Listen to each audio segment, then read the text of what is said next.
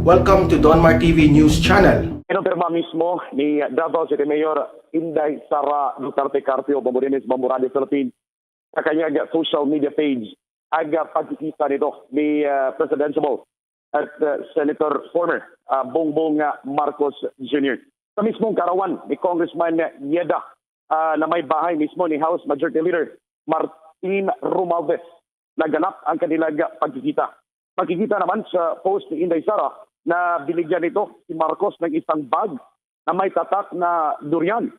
Galing pa mismo yan sa Davao. Una nito, binisita ni Inday Sara ang kanilang itong Cebu Provincial 5th District Board Member Red Duterte. Sa kalaunan, kasama nitong nag-dinner ang tatakbong 1st District Congressman naman na incumbent sa Mayor Samsam Gulyas at ang asawa nito na tatakbo bilang alkalde din ng syudad ng Talisay City aspirant ni si Rhea Gulyas. At nag-agahan ito sa isang hotel kasama ang mga opisyales ng Cebu City Hall, sina Cebu City Acting Mayor Michael Mike Rama, Cebu City Councilor Raymond Garcia at iba pang mga opisyal. Dagdag pa nito, Bombo Radio Philippines, Bombo Dinis, nagkaroon ng maikling meeting sa pagitan ng mga opisyal at ni Inday Sara. Makikita din ang pagtaas ng kamay ng mga opisyal bilang pag-endorso ni Davao City Inday Sara Duterte sa tambalang Rama at Garcia tandem naglungsod ng Cebu. Sa naturang hotel, nandoon din ang kapatid ni Bongbong na si Amy Marcos. Pag-ugritag, marami ang nasurpresa sa development ito dito mismo sa Queen City of the South, kung saan personal na kausap o nag-uusap itong mga dalawang batikag leader from the North at isa yung from the South. Kung malala, dati sinabi ni Bongbong Marcos na plano nitong paunlarin ang Cebu Island, kung saan ito ang naging sentro ng usap-usapan kahapon, maalala, with the good governor of the province of Cebu, Cebu Governor Gwen Garcia. Ating pakinggan. Cebu is still the economic center of the Visayas. So we must continue to develop that. What I have been preoccupied with in the last few months is trying to find the way through for the Philippines, through COVID, after COVID, and the recovery of the economy. So Cebu being so prominent will certainly be a major part of that. So we will continue to develop Cebu with infrastructure development, and of course with, I think Cebu is ripe. Ang mga Cebuano have this very strong entrepreneurial spirit that we can take advantage of in making better deals with on the public-private sector, public-private sector sharing. Nagsalita po si Mayor Inday Sara kanina at kanyang sinasabi na she is not running for president. That's number one. And number two, that hugpong ng pagbabago, yung partido that was founded by Mayor Sara Duterte, is officially endorsing Bongbong Marcos as their candidate for president. Nako, siyempre, kanya-kanya ng espekulasyon yan. Kung inendorso ng hugpong si BBM bilang kandidato sa pagkapangulo, does it follow? Ang tanong nun, does it follow na si Mayor Sara ay mag-aatras sa kanyang kandidatura bilang mayor ng Davao at siya ba ay tatakbo sa pag-vice presidente? Yan ang sinasabi ko. So, tapos, ayan, nagkaroon pa ng ganyang picture.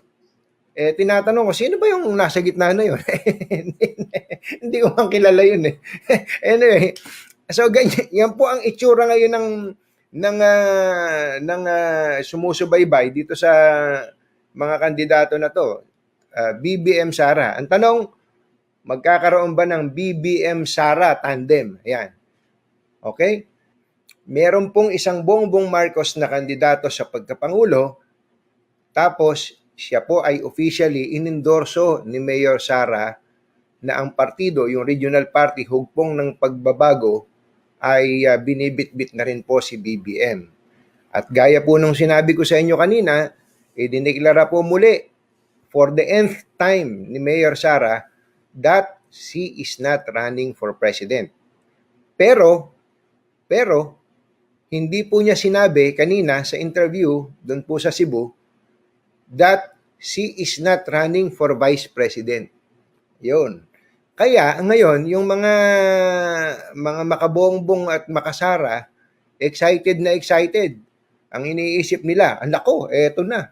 Magsasanib puwersa na ang BBM at saka Sara. Tatakbo ba sa pagka-vice presidente si Sara Duterte katandem si BBM?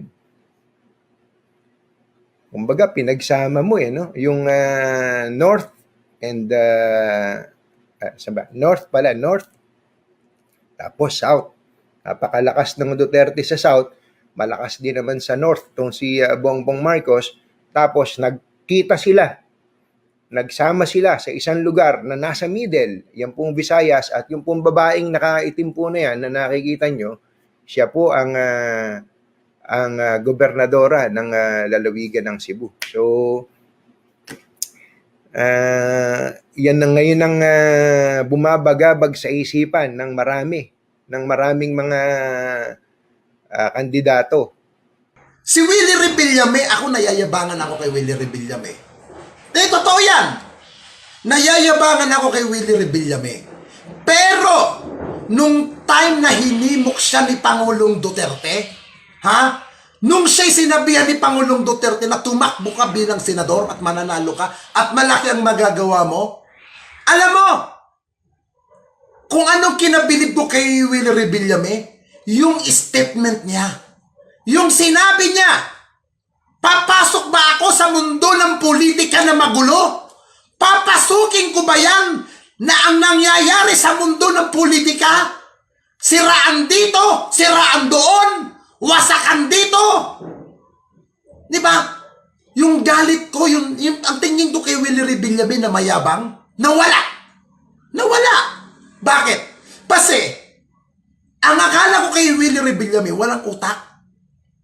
Yun ang tingin ko kay Willie Rebillame. Pero, nung siya'y pinapatakbo ni Pangulong Duterte, nakita ko yung mga reaksyon niya.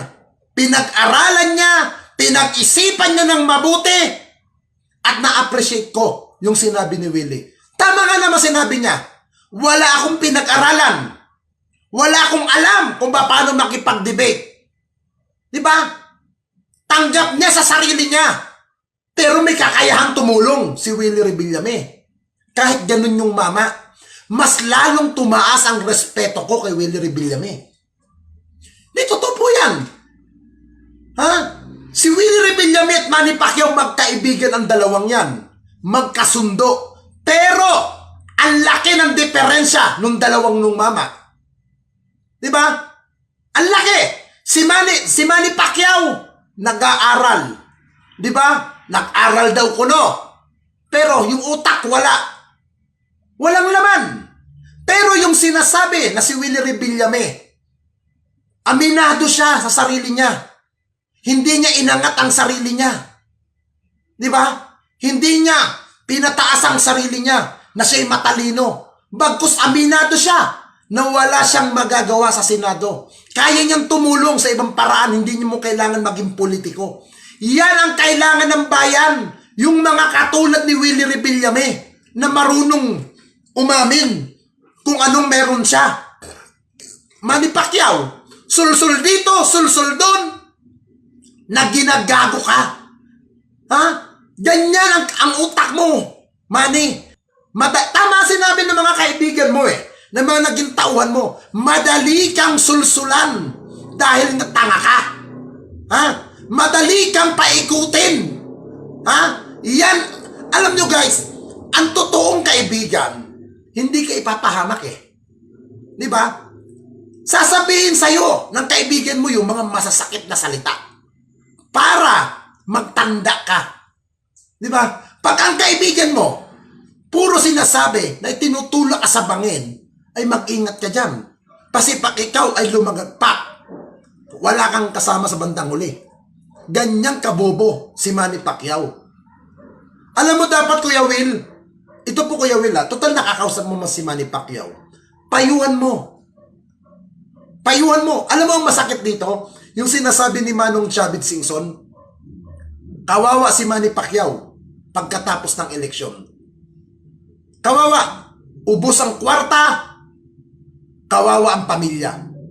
Yan ang sinasabi ni Manong Chavit. Hahantayin mo pa ba? Uunahin mo ba yung pangarap mo na malayong marating? Tapos gusto mo maging ganyan? Diyos ko po, mahabagin. Maawa ka, Manny. Ha? Ginagago ka na ng mga nakapalibot sa'yo. Ganyan ka kasi kabobo. Ganyan ka kakitid. Walang laman ang utak mo. Magulo din. Di ba? Hiwalay ang nanay niya at tatay niya. Di ba? Yung tatay ni Manny Pacquiao may ibang pamilya. Yung nanay ni Manny Pacquiao naghanap ng bata. Di ba?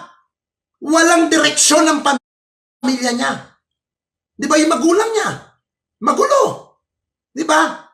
Tapos nag-aambisyon na maging pangulo. Alam nyo guys, ang dapat sa ating bansa, hindi sikat na tao.